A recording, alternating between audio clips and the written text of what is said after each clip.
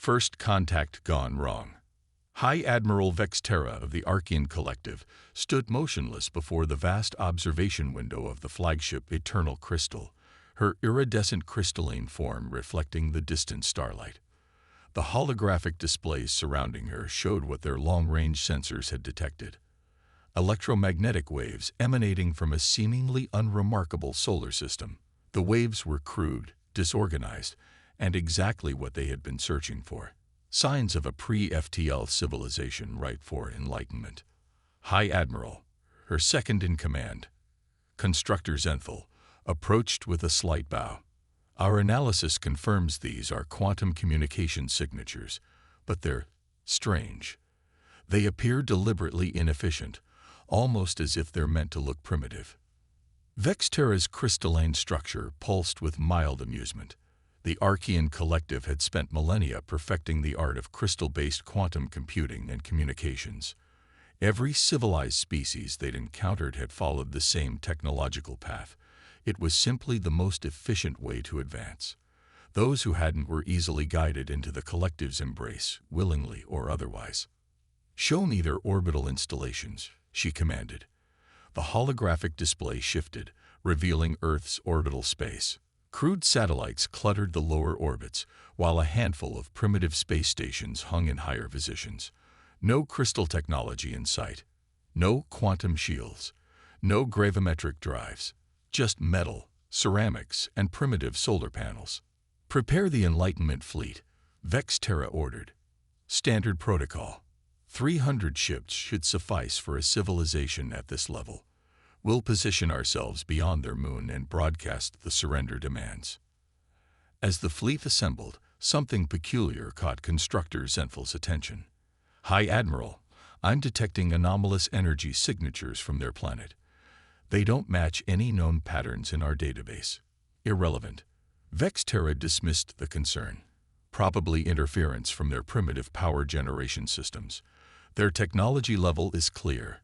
They haven't even begun to harness crystal matrices for energy production." The Archean fleet emerged from quantum space in perfect formation, their crystalline hulls catching and refracting sunlight in dazzling patterns. It was a sight that had inspired awe and terror across 1,000 worlds. Vexterra waited for the inevitable panic, the scrambling of primitive defensive systems, the desperate attempts at communication. Instead, there was nothing. No response. No reaction. The primitive satellites continued their orbits as if one of the most powerful fleets in the galaxy hadn't just appeared. "Broadcast the surrender demands," Vexterra ordered, her crystalline form vibrating with slight irritation. The message went out in all known frequencies, a masterpiece of crystal-encoded quantum information that would automatically translate itself into whatever primitive communication system the humans were using. The response came 3 seconds later, in perfect crystal quantum encoding. "Interesting approach to first contact. Would you like to try again?" Vexterra's entire form flickered in shock. "Impossible. They can't have crystal quantum technology. Our sensors would have detected it." "High Admiral," Zenthal's voice carried an edge of concern. "The orbital installations. They're disappearing." One by one, the primitive satellites and space stations were simply vanishing. Not being destroyed, not moving away.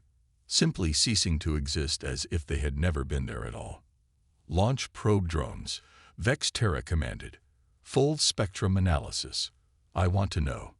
She never finished the sentence. Every crystal display in the fleet simultaneously activated, showing the same image, a human face, wearing what appeared to be an amused expression. "Hello, Archean Collective," the human said. "We apologize for the deception, but we had to know your intentions. Your arrival vectors and fleet formation made those quite clear. Now shall we discuss how this first contact will actually proceed?" Vexterra's crystalline form pulsed with mixed confusion and anger. "You dare. We are the Archean Collective. We have guided 1,000 species to enlightenment. You're primitive." "About that," the human interrupted, still smiling. "You might want to check your fleet's quantum navigation systems. just to be sure you know exactly where you are. As Vexterra accessed the navigation display, her crystalline structure nearly shattered in shock. According to every sensor, every crystal matrix, every quantum detector, they were simultaneously in their current position and back in their home system, 300 light-years away. Quantum superposition on a macroscopic scale, the human explained casually. Just one of many paths we explored while you were perfecting your crystals. Now, shall we start over? We'd love to learn about your crystal technology. We have so many other approaches to share in return. The silent response. High Admiral Vexterra's crystalline form pulsed with rapid patterns of agitation as she convened an emergency council aboard the Eternal Crystal. The human's face had vanished from their displays, leaving behind an unsettling silence and a crew of increasingly anxious Archons. Explain, she demanded of her science council, her voice carrying harmonics of barely controlled fury. How can they manipulate quantum superposition at this scale? Where are their crystal matrices? Senior researcher Kilvin stepped forward, his normally pristine crystalline form showing stress fractures from hours of intense analysis. High Admiral, we have detected no crystal matrices because they aren't using any. Their technology appears to operate on principles we've never encountered. The admission sent ripples of disquiet through the assembled council. Constructor Zenthal spoke up. But that's impossible. The crystal path is the only viable route to advanced technology. Every species we've encountered over 10,000 years has either developed it independently or learned it from us. A new voice cut through their discussion, not from their communication systems, but somehow resonating directly through their crystalline forms. And therein lies your fundamental mistake. The council chamber's holographic displays activated, showing the human woman in what appeared to be a simple civilian outfit. She sat in what looked like a garden, completely at odds with the austere crystalline architecture surrounding the Archean Council. I'm Dr. Sarah Chen, Earth's Director of Sinological Relations, she said, sipping from a cup of some steaming liquid. And you're currently experiencing what we call quantum resonance communication. No crystals required. Vexterra's form vibrated with indignation. You penetrate our secure systems, mock our technological heritage. Not mocking. Dr. Chen interrupted gently. Teaching. You see, humanity reached a similar crossroads in our development. We discovered crystal computing, too, about 300 years ago. But unlike you, we didn't stop there. The garden around her shimmered and transformed into a vast technological display. We pursued biological computing, learning from Earth's neural networks. We developed quantum field manipulation without crystalline matrices. We mastered dark matter engineering, gravitational wave technology, and yes, even some approaches your civilization hasn't discovered yet. The display shifted again, showing the Earth. What the Archeans had dismissed as primitive satellites began to transform. Metal flowed like water. Structures rearranged themselves at the molecular level, and energy patterns they couldn't even classify danced between the installations. Right now, Dr. Chen continued, you're seeing less than 1% of Earth's defensive capabilities. Those primitive satellites, quantum-entangled nanoforge fabricators, that crude space station, a dark matter manipulation nexus, even the space debris you detected as part of our defense grid. Kilvin stepped forward, his scientific curiosity overcoming his apprehension. But why? Why maintain this deception? Why not simply demonstrate your advancement? Dr. Chen's expression softened. Because every civilization we've encountered that focused on a single technological path has exhibited the same behavior: technological supremacism. They believe their way is the only way, leading to either attempted conquest or patronizing enlightenment missions. She gave Vexterra a pointed look. We found that true advancement comes from diversity, not just in technology, but in thought, approach, and understanding. Your crystal technology is remarkable, truly, but it's one path among many. The garden reappeared around her, but now the Archeans could see it wasn't just a garden. Every plant, Every stone, every drop of water was integrated into an impossibly advanced technological system that their sensors were only now beginning to comprehend. "So," Dr. Chen said, setting down her cup, "we have two options. You can persist with your enlightenment mission, in which case we'll be forced to demonstrate exactly why that would be unwise. Or we can begin real diplomatic relations. We're particularly interested in your crystal quantum integration techniques. They're quite elegant, and we'd be happy to trade some of our metallurgical transmutation principles in exchange." The Archean Council chamber fell silent. For the first time in their civilization's history, they faced a species that hadn't just matched their technological level. They'd surpassed it by exploring paths the Archeans had never even considered. Vexterra's form stabilized as she came to a decision. The universe, it seemed, was far more diverse than they had imagined.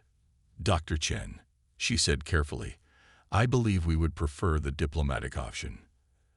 "Excellent choice." Dr. Chen smiled. "Now, would anyone like some tea? It's a traditional human diplomatic beverage, and I'd love to explain how we've integrated quantum field manipulation into its preparation process." Tables turned. The observation deck of the International Space Station, Prometheus, offered a view that made even the crystalline forms of the Archean delegation glitter with awe. Below them, Earth shimmered like a jewel, while around them, what they had initially dismissed as primitive human technology continued to casually defy their understanding of physics. Constructor Zenthal watched in fascination as a nearby maintenance drone shifted its entire molecular structure to pass through a solid wall, then reformed on the other side. "Impossible," he whispered, though after 3 days of diplomatic exchanges, the word had begun to lose its meaning. Dr. Chen smiled as she guided the delegation through the station. "What you just witnessed is an application of quantum phase shifting. We discovered it while researching ways to improve public transportation, of all things. One of our scientists was trying to solve subway congestion." High Admiral Vexterra, her crystalline form now modulated to show respect rather than authority, turned to their host. "This is what we find most disturbing, Dr. Chen. Not your technological achievements, but how you achieve them. You speak of subway systems and tea ceremonies in the same breath as quantum physics and dark matter manipulation. That's because we never separated them." A new voice joined the conversation. Dr. James Okonjo, Earth's Chief of Technological Integration, stepped through a doorway that hadn't existed a moment before. "Humanity's greatest strength isn't our technology. It's our ability to connect seemingly unrelated ideas." The delegation watched as he waved his hand, causing the station's walls to become transparent. The Earth below was now overlaid with flowing lines of data, showing the intricate dance of human civilization's various technological systems. "See those patterns?" He pointed to a complex node over Southeast Asia. "That's a fusion of ancient meditation techniques with quantum consciousness mapping. The spiraling structure over South America. Traditional weaving patterns applied to programmable matter. We didn't advance by following a single path. We advanced by weaving millions of paths together." Kilvin, who had been unusually quiet since their arrival, finally spoke up. "But this defies all logical progression of technological advancement. The crystal path is mathematically perfect, proven across thousands of species. How could such chaos produce superior results?" Dr. Chen and Dr. Okonjo exchanged amused glances. "Would you like to see why?" Dr. Okonjo asked, gesturing to a previously unnoticed door.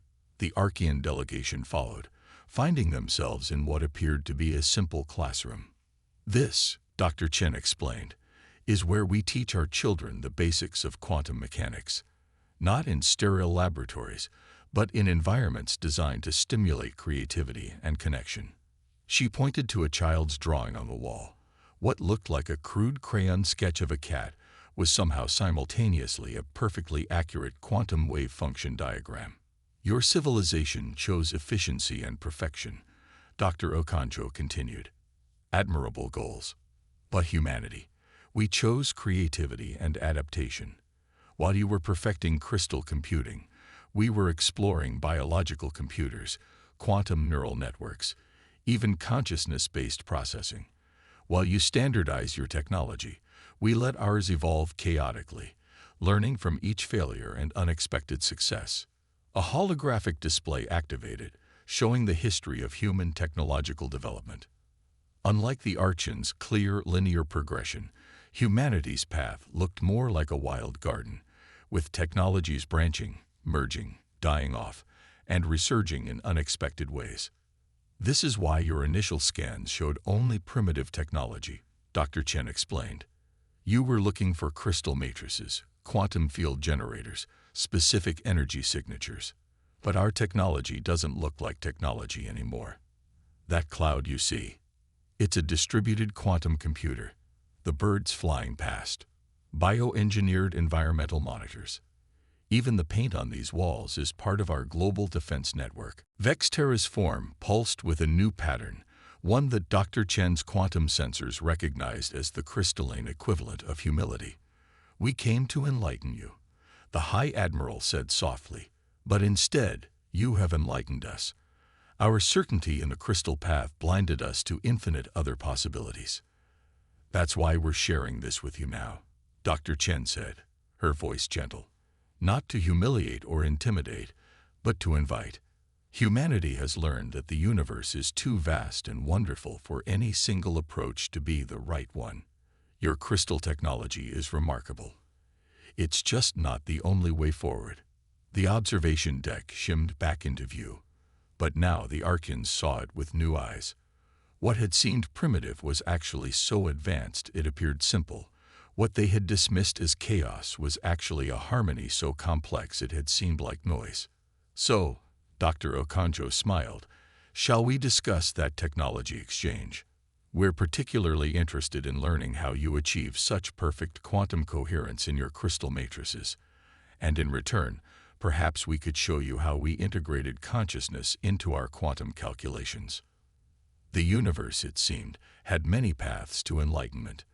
And for the first time in their long history, the Archons were ready to explore them all. The dance of shadows. The eternal crystal hung in space alongside the human vessel Galileo, their contrasting designs telling the story of two radically different approaches to technological advancement. Where the Archean flagship was a masterpiece of crystalline geometry, the human ship seemed to constantly shift and flow, its form adapting to unseen forces. You're certain about this demonstration? High Admiral Vexterra asked, her crystalline form radiating concern. The human ships had arranged themselves in a complex pattern around Earth's orbit, preparing for what they called a small demonstration of their defensive capabilities.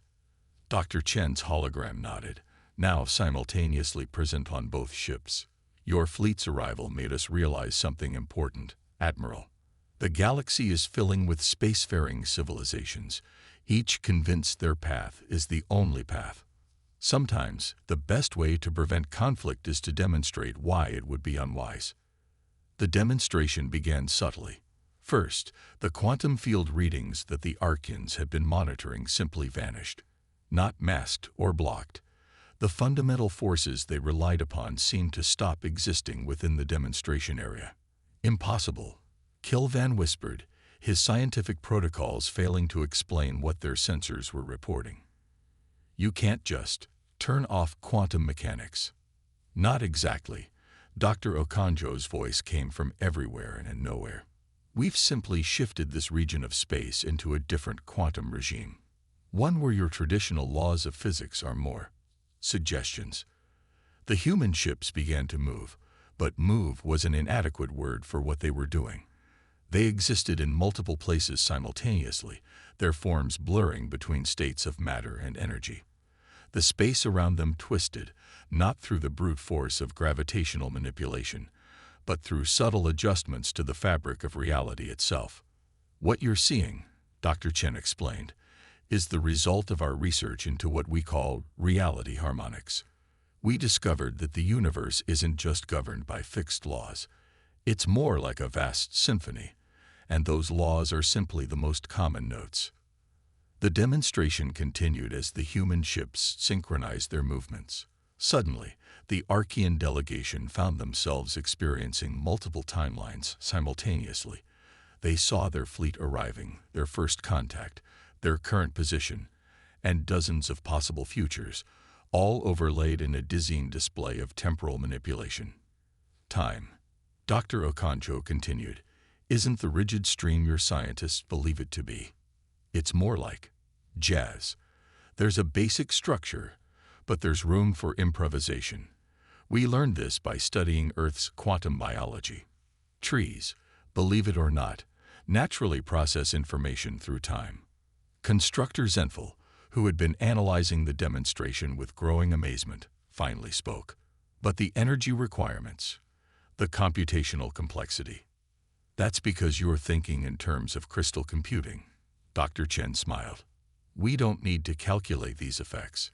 We learn to work with the natural quantum processes of the universe instead of trying to control them. Those birds flying past your ship, they're part of our quantum calculation network. The solar wind, we use it for data processing. Even the vacuum of space itself is part of our computational matrix. The demonstration reached its crescendo as the human ships began what could only be described as a dance.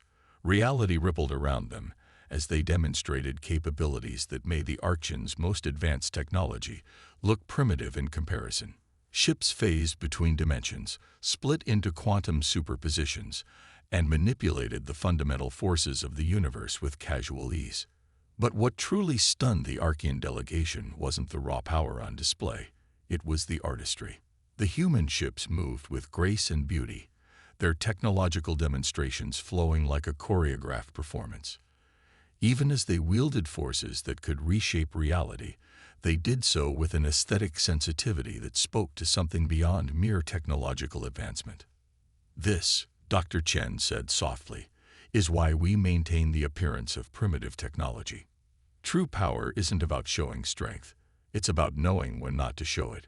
We could have responded to your arrival with a display of force, but we chose dialogue instead. The demonstration concluded with a subtle flourish. The human ships returned to their seemingly simple forms, once again appearing as basic metal and ceramic constructions. But now the Archeans saw them with new eyes, understanding that what looked like primitive design was actually technology so advanced it had circled back to elegance. High Admiral Vexterra's form, pulsed with complex emotions. We came here believing we would lift up a primitive species, she said. Instead, you have shown us that we are the ones with much to learn. The crystal path. It's beautiful, but it's also limiting. We've been so focused on perfection that we forgot to look for alternatives. That's why we're sharing this with you, Dr. Chen replied. Not to intimidate, but to invite. Imagine what we could achieve together. Your crystal technology's precision combined with our adaptive approaches. The universe is vast, and there are infinite paths to understanding it. As if to emphasize her point, a nearby star chose that moment to shimmer with an impossible pattern of colors, a casual demonstration that even the stellar bodies themselves were part of humanity's technological symphony. A lesson in humility. 1 month after their first contact with humanity, the Archean delegation stood in a place they never expected to be, a kindergarten classroom in New Delhi. High Admiral Vexterra watched in fascination as young human children played with what appeared to be simple wooden blocks, but were actually quantum-entangled teaching tools that introduced advanced physics concepts through play. Watch this, Dr. Chen whispered, gesturing to a young girl who was building what looked like a basic tower. As the child added each block, complex quantum equations flickered in the air above her creation, visible only to the Archean's crystalline senses. The girl wasn't just playing. She was unconsciously solving quantum field equations that would have challenged the Archean's most advanced computers. We discovered early in our development, Dr. Okonjo explained, that consciousness itself is a quantum phenomenon. Children, with their unlimited imagination and lack of preconceptions, are naturally attuned to quantum mechanics. We didn't need to build massive crystalline computers because we realized every human mind is already a quantum computer. The delegation moved through the school, each room revealing new wonders. In the art class, children painted with pigments that doubled as molecular assemblers. In music, their simple songs created complex interference patterns that helped maintain Earth's quantum defense grid. Even the playground outside was part of a vast quantum computation network, the children's movements contributing to calculations that spanned the globe. This is why we succeeded where others failed, Dr. Chen continued as they walked through a corridor where the walls subtly shifted colors in response to passing thoughts. We never separated our technology from our humanity. While other species focused on building ever more powerful machines, we learned to enhance what we already had. Kilvin, who had spent the past month frantically revising everything he thought he knew about technological development, spoke up. But surely you have traditional research facilities, advanced laboratories. Dr. Okonjo laughed. Of course, but they don't look like what you'd expect. He led them into what appeared to be a peaceful garden, complete with butterflies and flowering plants. This is one of our most advanced quantum research facilities. Those butterflies, they're processing quantum calculations in their wing patterns. The flowers, bioengineered sensors that detect fluctuations in reality itself. As they watched, a butterfly landed on a flower, and suddenly the entire garden lit up with complex data patterns that made the Arction's most advanced sensors seem primitive in comparison. The natural world and advanced technology had become so seamlessly integrated that they were indistinguishable. High Admiral, Dr. Chen said softly, we've received word that your Council of Elders is concerned about sharing our technology. They fear it might destabilize your society. Vexterra's form pulsed with acknowledgement. Our entire civilization is built around the crystal path. The idea that there are countless other viable approaches to advancement, it challenges everything we believe. That's exactly why we're sharing this with you, Dr. Okonjo replied. Not to replace your crystal technology, but to show you how it could be enhanced. Imagine combining your crystal matrices with our biological quantum processing. Think of what we could achieve together. A small commotion drew their attention back to the kindergarten class. A young boy had accidentally knocked over the quantum block tower. Instead of crying or getting upset, the girl whose tower it was simply smiled and began rebuilding, this time incorporating the new scatter pattern into an even more complex structure. That, Dr. Chen said, pointing to the children, is humanity's greatest strength. We don't fear failure or change. We adapt, we learn, we grow. Every setback is an opportunity to discover something new. The day concluded in what appeared to be a simple tea ceremony, but like everything else in human society, there was more to it than met the eye. As they sat in the traditional tea room, quantum fields danced around them, the very act of sharing tea becoming part of Earth's vast computational network. We have a proposal for the Archean Collective, Dr. Chen said as she poured the tea. Instead of traditional technological exchange, we'd like to start an education program. Let us show your people not just what we've achieved, but how we think. In return, we'd love to learn more about your crystal technology. Together, we could forge a new path that combines the best of both our approaches. High Admiral Vexterra watched the steam rise from her teacup, her crystalline sensors detecting the complex quantum interactions taking place even in this simple phenomenon. 1 month ago, she had arrived at Earth expecting to find a primitive civilization in need of enlightenment. Instead, she had found teachers. I believe, she said carefully, her form shimmering with newfound wisdom, that the Council of Elders will be very interested in this proposal. But I have one condition. Oh, Dr. Chen raised an eyebrow. I want to start with this. Vexterra gestured to the tea ceremony. Sometimes the simplest things contain the deepest wisdom. We Archons have focused so long on grand achievements that we've forgotten how to see the wonder in small moments. As if in response, the quantum fields around them shifted, the tea ceremony briefly revealing itself as an integral part of humanity's vast technological symphony. In that moment, both species understood a fundamental truth. True advancement comes not from following a single path, but from being open to all possibilities, no matter how simple they might appear.